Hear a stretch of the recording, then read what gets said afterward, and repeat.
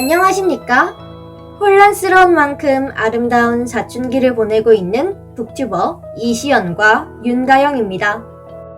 여러분은 사춘기 하면 무엇이 가장 먼저 떠오르시나요? 흔히들 부모님과의 갈등이나 나라는 사람의 정체성을 떠올릴 텐데요. 양자로 들어와 가족들과의 갈등 속에서 과거를 훌훌 털어버리기 원했지만 점차 자신을 알아가며 여러 변화를 겪는 한 소녀의 이야기를 담고 있는 책이 있습니다. 바로 훌훌인데요. 훌훌은 문경민 작가의 장편 소설로 제12회 문학동네 청소년 문학상 대상을 수상하였습니다. 가족과 관련된 주제의 책을 읽고 싶어 했던 저희는 대상 수상작이라는 단어에 끌려 이 책을 선택하였습니다. 책의 표지를 살펴보면 한 아이가 뒤를 돌아보며 계단을 오르고 있는데요. 그 아이의 저편에는 대교 하나가 보입니다. 그리고 이 대교는 책 스토리의 한 부분과 엄청난 관련이 있습니다. 책을 이미 다 읽어본 저로서는 표지에 보이는 아이가 책의 주인공이고 아이 저편에 보이는 대교는 그녀의 과거를 뜻한다고 생각합니다. 그리고 그녀가 대교를 뒤로 한 채 앞으로 나아가려고 계단을 오르지만 다시 뒤를 돌아보는 장면이 자신의 과거를 훌훌 털어버린 채 떠나려 한 주인공이 쉽사리 떠나지 못하고 있음을 의미하고 있는 것만 같았습니다. 아직 제 말을 이해하기 힘드시죠? 하지만 책을 다 읽어보신 후에는 아마 그 생각이 바뀔 겁니다. 그럼 지금부터 그 소녀의 이야기로 훌훌 날아가 볼까요? 이야기의 주인공은 18세 소녀 서유리로 양모 서정희 씨에게 입양되어서 3년간 함께 살다가 도심 외곽에 있는 할아버지의 2층짜리 단독주택으로 맡겨졌습니다. 서정희 씨에게는 친아들이 있는데 이름은 서연우로 초등학교 4학년입니다. 연우와 유리의 공통점은 서씨 성을 두었다는 것과 둘 다 아빠를 모른다는 것뿐입니다. 할아버지는 서정희 씨의 아버지인데 개인 택시를 운행하시며 무뚝뚝한 성격으로 주택 2층에서 지내십니다. 그리고 유리에게는 자신이 입양되었다는 사실을 모르는 두 명의 친한 친구가 있습니다.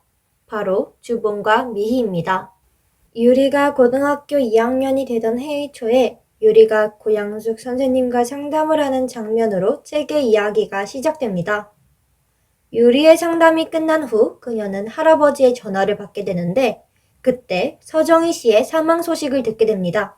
장례식이 끝난 후 연우와 유리는 서로에게 거리를 두었는데요. 유리는 서정희 씨가 돌투성이 마른 개천 바닥에 머리부터 떨어져서 사망했음을 알게 됩니다. 한편 유리의 학교에서는 자율 동아리를 구성하기 위해 유리를 포함한 주봉과 미희가 의논을 하는데요. 그 과정에서 미희와 같은 성당에 다니는 세윤이 함께하게 됩니다. 연우는 학교에서도 늘 말썽을 부려서 유리가 애를 먹었는데요. 어느 날은 집에 경찰이 찾아왔습니다.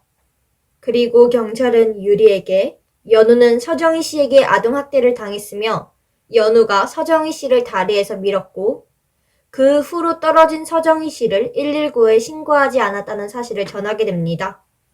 그 이후로 연우는 가출을 했으며 유리는 고양숙 선생님의 도움으로 연우를 찾았습니다. 유리네 학교에서는 고양숙 선생님의 좋지 않은 소문이 돌고 연우의 재판도 다가오고 연우와 유리의 거리는 가까워졌지만 연우가 학교에서 말썽을 일으키는 등의 사건들로 인해서 유리는 다산다난한 하루하루를 보냅니다. 어느 날은 연우에게 피해를 당한 세희의 어머니가 찾아오게 됩니다. 결국 연우, 유리 그리고 할아버지는 세희네에 직접 찾아가기로 했으며 연우의 태도에 화가 난 유리는 연우에게 폭력을 쓰게 됩니다. 이때 자신에게서 서정희 씨의 모습을 느낀 유리는 연우에게 사과를 하며 그들은 세인의 집으로 향하게 됩니다. 세인의 집에서 유리는 세희의 오빠가 세윤임을 알게 되고 세윤이 자신과 같이 입양되었다는 사실을 눈치채게 됩니다. 이후에 유리, 주봉, 미희 그리고 세윤은 공부를 위해 만나게 되는데 그곳에서 평소 세윤에게 앙심을 품었던 아이들이 세윤이가 입양된 아이라며 세윤을 모욕하였습니다. 미희가 그 상황을 정리하였지만 아무 말도 하지 못했던 유리는 세윤에게 미안한 마음을 가지게 됩니다. 반면 유리는 할아버지가 복마감 때문에 항암 치료를 하신다는 사실을 알게 되고 할아버지를 걱정하였지만 할아버지의 차가운 태도에 다시 마음을 다잡아 공부에 집중하기 시작합니다. 중간고사가 끝난 뒤 유리는 연우와 자신의 친구들과 함께 놀이공원에 가는데 놀이공원에서 유리는 세윤에게 여러 가지를 묻게 됩니다. 또한 유리가 입양되었다는 사실을 알고 있던 세윤은 유리가 자신이 그녀의 입양 사실을 알고 있었다는 걸 들켰으며 어떻게 그녀의 입양 사실을 알게 되었는지에 대해서는 말하지 않았습니다. 집으로 돌아온 후 자신의 과거가 궁금해진 유리는 여러 가지를 조사해 보다가 이수빈이라는 이름이 자신의 진짜 이름이라고 생각하고 부모님을 찾으려 했습니다. 하지만 이수빈이라는 이름은 서정희 씨의 교통사고로 죽은 딸의 이름이며 서정희 씨는 그 현장에 있던 아기인 유리를 자신의 친딸 대신이라 생각하며 입양하게 되었고 유리의 부모님은 그 교통사고에서 이미 돌아가셨다는 사실을 알게 됩니다. 연우의 재판은 무사히 끝났으며 연우의 재판에 고양숙 선생님과 세윤이 함께 해주고 여러 이야기도 함께 나누었습니다. 마지막으로 유리는 세윤이 보내준 입양 가족의 사연을 담은 프로그램의 영상을 보기도 하고 그녀의 일상은 점차 안정을 찾아갔습니다. 그리고 할아버지의 수술날 유리와 세윤이 함께 수술을 기다리며 이야기는 끝이 나게 됩니다. 자신의 과거를 싹둑 끊어내고 그 집과 자신의 과거를 훌훌 털어내려 했던 유리의 변화에 대해 말씀드리고 싶습니다. 연우가 오기 전에 유리와 할아버지는 같은 주택에서도 층을 나누며 늘 거리를 두고 사는 남과 같은 사이였습니다. 하지만 결국에는 다 함께 1층에서 식사를 할 정도로 친해졌습니다. 저는 이 모든 것이 유리의 노력 덕분이라고 생각하는데요. 할아버지에게 먼저 말을 거는 것, 연우를 늘 돌봐준 것, 이 모든 행동은 그녀의 용기에서부터 시작된 것이라고 볼 수 있습니다. 작은 변화가 점점 큰 변화를 만들어가지만 개인의 용기로 이 변화가 안정될 수 있다고 생각합니다. 우리도 유리의 이러한 용기를 본받는 건 어떨까요? 어쩌면 유리는 떠날 수 없었던 게 아니라 점차 형성되어가는 가족을 떠나기 싫었던 게 아닐까 하는 생각이 들었습니다. 입양 가족이든 혈연 가족이든 어느 가정이라도 모두 다 비슷하다고 느꼈습니다.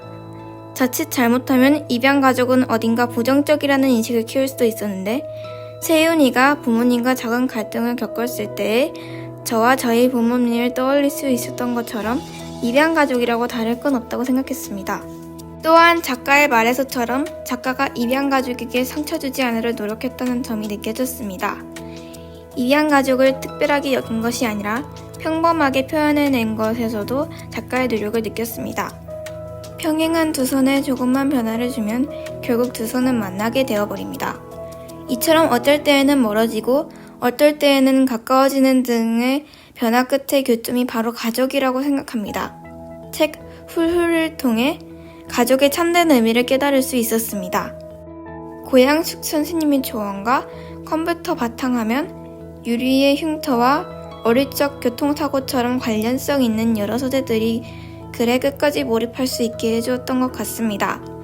뿐만 아니라 앞서 표지 소개 부분에서 말씀드렸던 대교도 서정희 씨의 사망 장소이기에 표지부터 이야기까지 모든 구성 하나하나가 섬세하게 표현되어 있음을 느낄 수 있었습니다. 가족과의 관계를 돈독하게 다지고 싶은 사람들, 힘든 과거를 훌훌 털어버리고 싶은 사람들, 용기가 필요한 사람들에게 책 훌훌을 추천합니다. 지금까지 창의적인 문학소녀 이시연과 최강금손 윤다영이었습니다. 감사합니다.